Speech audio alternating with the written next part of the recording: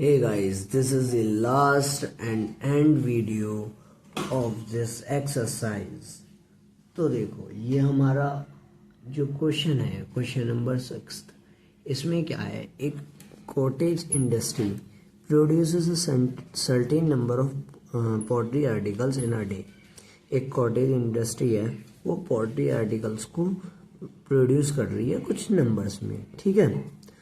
It was observe on a particular day, एक दिन ये चीज ऑब्जर्व करी गई कि द कॉस्ट ऑफ प्रोडक्शन, क्या cost of production of each article, प्रत्येक आर्टिकल का जो कॉस्ट ऑफ प्रोडक्शन है वो 3 more than twice the number of articles produced.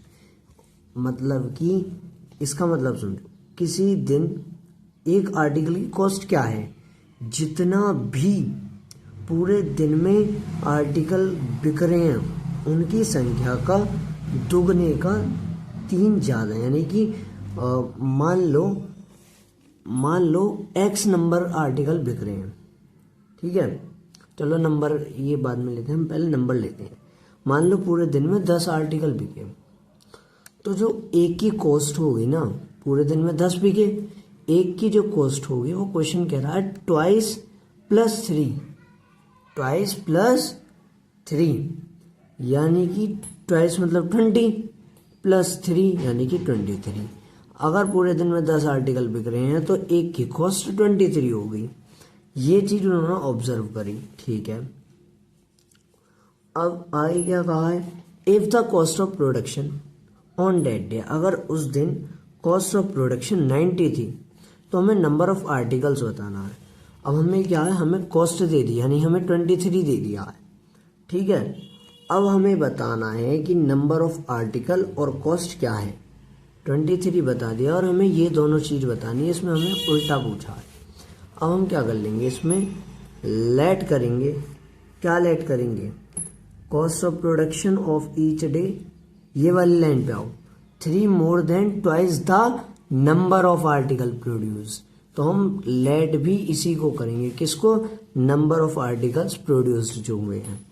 Late number of articles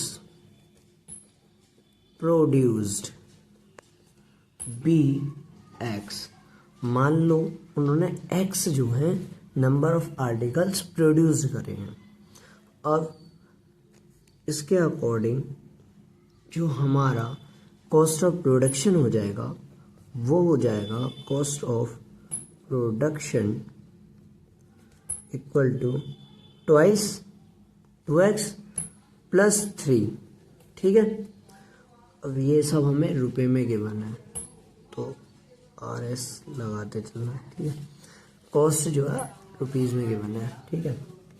ये हो गया। अब देखो, नाउ हमें उस दिन की कॉस्ट ऑफ प्रोडक्शन दे रखी है, उस दिन की हमें कॉस्ट ऑफ प्रोडक्शन, और ये कॉस्ट ऑफ प्रोडक्शन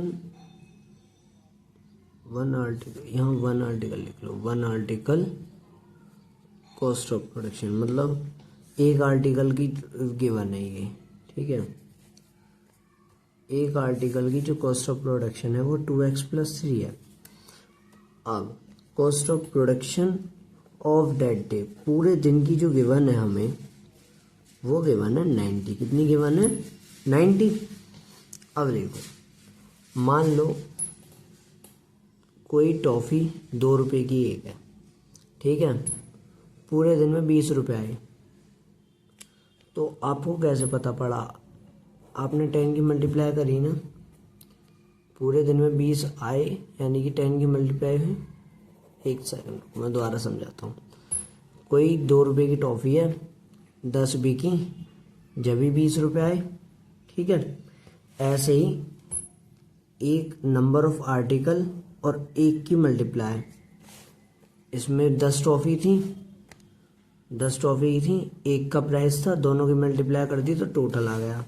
ऐसे ही 90 हम पे टोटल है, तो हम क्या करेंगे, एक की नंबर ऑफ आर्टिकल की मल्टीप्लाई कर देंगे एक में से, यानी कि 2x plus 3 cost of production है एक आर्टिकल की, और नंबर ऑफ आर्टिकल उस दिन x थे, तो इन दोनों की मल्टीप्लाई करके 90 आया। 2x मल्टीप्लाई कर दो, x square plus 3x equal 90, 2x square plus 3x minus 90 equal 0। ठीक है, ये हो गया।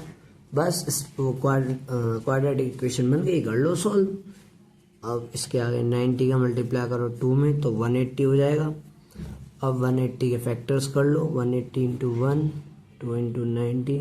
यहाँ देखो साइन माइनस का है, यानी कि कोई ऐसा फैक्टर आने वाला है जिसको माइनस करके 3 आएगा। ठीक है, 3 इंटू 60, 4 45, 5 से करोगे तो 5 3 15 और 3 5 से 30। 6 से करोगे तो 30, 7 से नहीं होगा, 8 से नहीं, 9 से हो जाएगा 20, 10 से 18 नहीं, अब तक कोई भी ऐसा नहीं आया। 11 12 13 14 15 से हो जाएगा, 15 बन जाए 15 और 230, यानी कि हाँ देखो 15 में से अगर हम 12 को माइनस करेंगे तो हमारा 3 हो जाएगा, 3 बच जाएगा और इसकी मल्टीप्लाई भी 180 के इक्वल हो जाएगी। तो ये हो जाएगा 15 minus 12 minus 90 equal 0, 2x square plus 15x minus 12x minus 90 equal 0। ये गाइस रफ वर्क होता है हमारा, पीछे करना है इसे हमेशा। 2x स्क्वायर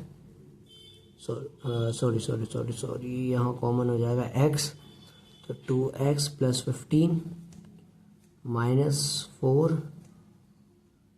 नहीं 6 होगा, माइनस 6, तो 6 to 12 x प्लस 15 इक्वल 0।